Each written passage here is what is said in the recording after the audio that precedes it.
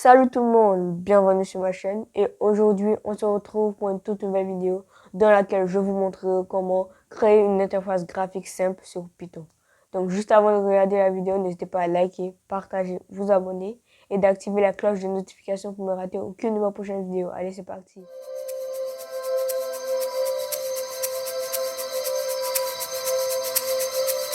Donc, la première chose que vous allez faire, c'est de télécharger Python et ensuite de télécharger l'éditeur PyCharm. Donc on se retrouve sur l'ordinateur. Donc, la première chose que vous allez faire, c'est de venir sur Google Chrome ou sur n'importe quel navigateur. Ensuite, vous allez écrire Python Download 64 bits. Vous allez entrer. Ensuite, vous allez cliquer sur le deuxième lien qui sera Download Python. Voilà. Donc, vous allez cliquer ici, Download Python. Voilà. Normalement, votre téléchargement va commencer. Mais comme moi, j'ai déjà le logiciel, c'est pas la peine. Donc, on va commencer à télécharger PyCharm maintenant. Donc, vous allez écrire PyCharm, Download. Vous entrez. Ensuite, vous allez cliquer sur le premier lien, télécharger PyCharm. Donc, ici, il y aura deux types de PyCharm. Donc, il y a le Pro qui est un essai gratuit de 30 jours, si je me rappelle bien, mais qui sera payant après ces 30 jours. Mais le Community sera toujours gratuit. Voilà, bon, nous, on va télécharger le Community. Donc, télécharger ici. Donc, normalement, votre téléchargement commence là. Comme moi, j'ai déjà PyCharm, c'est pas la peine, donc je vais annuler.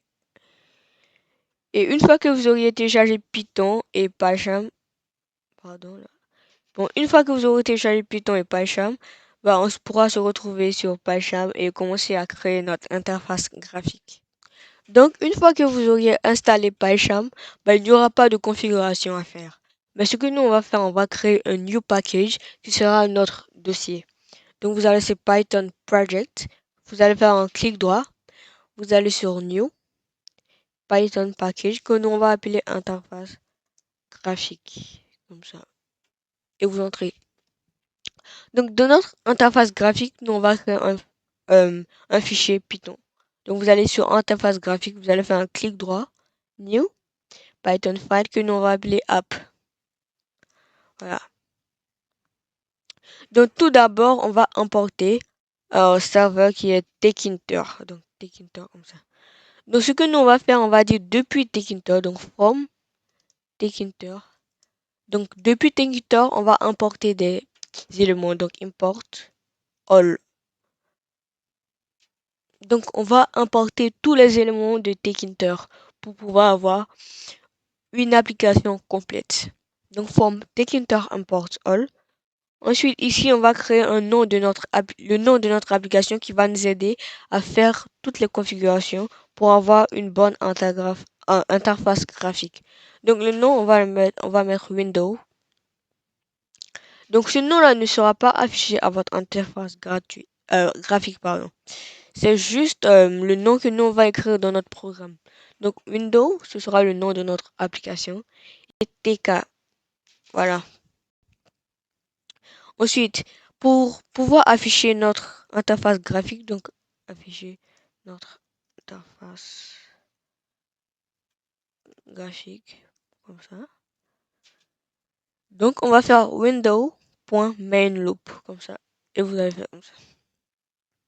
Donc, en premier temps, on va lancer pour voir à quoi déjà notre application ressemble. Donc, vous allez faire clic droit, run app, voilà. Et voilà déjà à quoi ressemble notre application. On peut voir que notre application est un peu trop petite, donc on va tout gérer ça. Donc,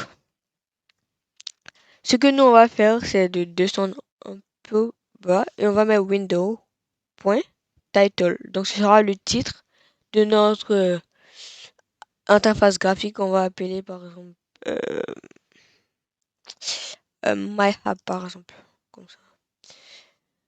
Ensuite, on va faire en windows.geometry, comme ça, windows.geometry, qui va nous permettre de configurer la taille de notre application. Donc, vous allez faire comme ça. Et par exemple, on va mettre 720 fois 420 par exemple. Donc, si je run, regardez comment ça devient. Donc on va mettre une couleur à notre background. Donc pour pouvoir faire vos couleurs, si vous voulez avoir des couleurs agréables, bah, vous pourrez aller sur Google Chrome. Vous allez sur HTML, code, color, comme ça. Vous cliquez sur le premier lien. Voilà, et ici, la couleur que vous aimez, bah, on va vous générer un mot de passe, un code, qui sera cette couleur. Donc par exemple, si nous on veut cette couleur-là, on va copier le mot de passe qui est là. CTRL C. Pardon, pas ici. Donc une fois qu'on a copié notre couleur, bah, on va mettre window.config. Entre parenthèses, on va mettre background, qui sera la couleur de l'arrière-plan. Et on va copier notre couleur. Donc avant ça, on doit ouvrir d'abord les guillemets et un code. Et n'oubliez pas de mettre dièse tout au début. Voilà, si on lance, voilà, on a notre arrière-plan qui est comme ça. Donc maintenant, je vais vous montrer comment insérer des textes. Donc ici, on va mettre afficher un premier texte. Donc pour pouvoir afficher notre premier texte, on va créer une variable qui va s'appeler label title, qui sera égale à la fonction label. Entre parenthèses, on va mettre le test qui sera égal à bienvenue sur mon site, sur mon app, pardon. Ensuite, vous allez mettre virgule. Donc le fond, c'est-à-dire le fond, ce sera de quel style ou de quelle de quelle couleur encore. Donc fond, on va mettre Verdana. Pardon, comme ça. Verdana. Virgule. La taille, on va mettre 20. Voilà. En plus, après, on va mettre virgule. Donc BG. Ce sera le background de l'écriture. Donc je vous conseille de mettre les mêmes background que celle de votre application. Donc vous allez coller là. Ensuite, FG qui est la fonction pour donner la couleur de l'écriture, pas l'arrière-plan, mais même la couleur de l'écriture. Donc on va mettre white pour des blancs. Pardon, on ouvre les guillemets d'abord. White. Comme ça, pour du blanc. Aussi, pour pouvoir afficher ça, on va mettre label title.pack. Comme ça. Et on lance notre application.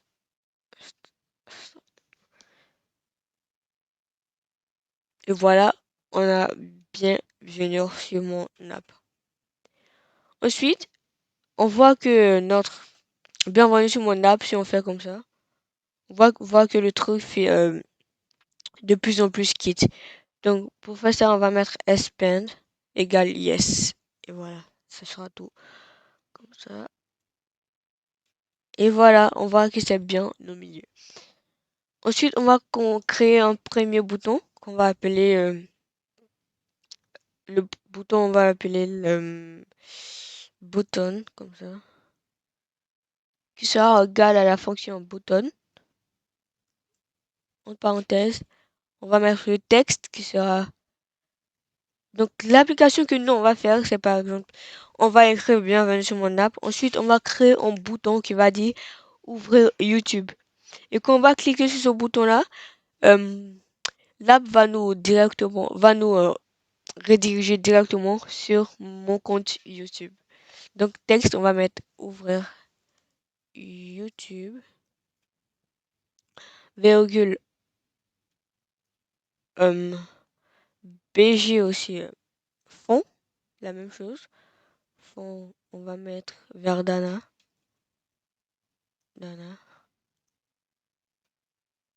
pardon, voilà. Verdana, virgule, la taille aussi 20. Virgule ici, BG, donc le background. On va mettre aussi la même couleur. Comme ça. Ensuite, FG, la couleur de l'écriture qui va être aussi white. Ensuite, pour afficher ça aussi, on va mettre button.pack expand égale yes. Donc, on va essayer de voir. Et voilà. Si on peut cliquer là, on voit que c'est un bouton qui fonctionne. Et voilà.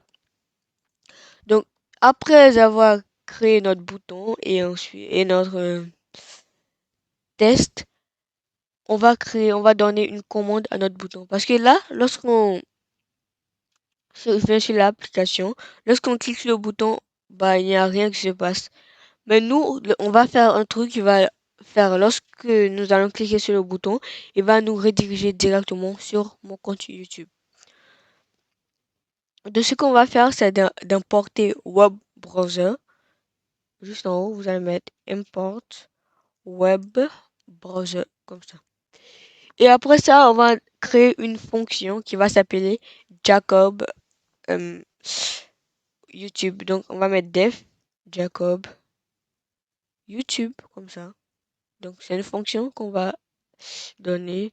Donc, def Jacob YouTube sera égal à web browser. Web browser point open new. Ensuite, on va écrire l'URL de mon compte YouTube. Donc, je vais aller voir c'est quoi l'URL de mon compte YouTube. Donc, YouTube. Yo, Jacob. Comme ça. L'URL. Donc, je clique sur mon compte YouTube. Voilà l'URL. Ça, c'est l'URL de mon compte YouTube. Donc, je vais le copier. Et je vais le coller là. Donc, après avoir fait ça, ce que nous on va faire, c'est juste où on a créé notre bouton. Juste à côté, on va mettre virgule, commande, égale, Jacob YouTube. Et on va enlever les parenthèses comme ça. On va lancer notre application. On va voir ce que ça donne. Voilà. Donc, bienvenue sur mon app, ouvrir YouTube. Donc, si je clique sur ouvrir YouTube, on voit que ça me redirige directement sur mon compte YouTube. Donc, on va tester encore une fois. Donc, je vais enlever, remettre comme ça. Voilà. Et si je mets ouvrir YouTube, voilà, on voit qu'il y a mon compte YouTube qui s'affiche. Voilà. Donc, une fois qu'on a fini de faire notre bouton qui nous dirige sur mon compte YouTube, on va créer un bouton pour pouvoir fermer notre application. Donc, le bouton, on va mettre bouton. On va créer une variable qui va être button tout, qui sera encore, bon, ce sera mieux de copier encore ça. Copier ça, comme ça, et coller là. Donc, on va juste changer la variable button tout. Commande, on va effacer ça, comme ça. Et ici, on va mettre button tout.pack. Donc, ce qu'on va faire ici, on va mettre commande égale window, parce que c'est ça le nom de notre application. Donc, comme je l'avais dit, on aura besoin de window, donc le nom de notre application pour configurer n'importe quelle commande. Donc, window.quit, donc pour quitter notre application. Donc, on va tester ça. Donc, vous allez run. Donc, ici, on a oublié de changer. Donc, on va mettre fermer l'application. Fermer l'application. Voilà. Donc, si je mets ouvrir YouTube, ça me dit redirige vers mon compte YouTube. Mais si je clique sur fermer l'application, l'application se ferme automatiquement. C'était tout pour aujourd'hui. J'espère que la vidéo vous a plu. Et si elle vous a plu, n'hésitez pas à lâcher un pouce bleu, vous abonner et d'activer la cloche de notification pour ne rater aucune de mes prochaines vidéos. Allez, à bientôt!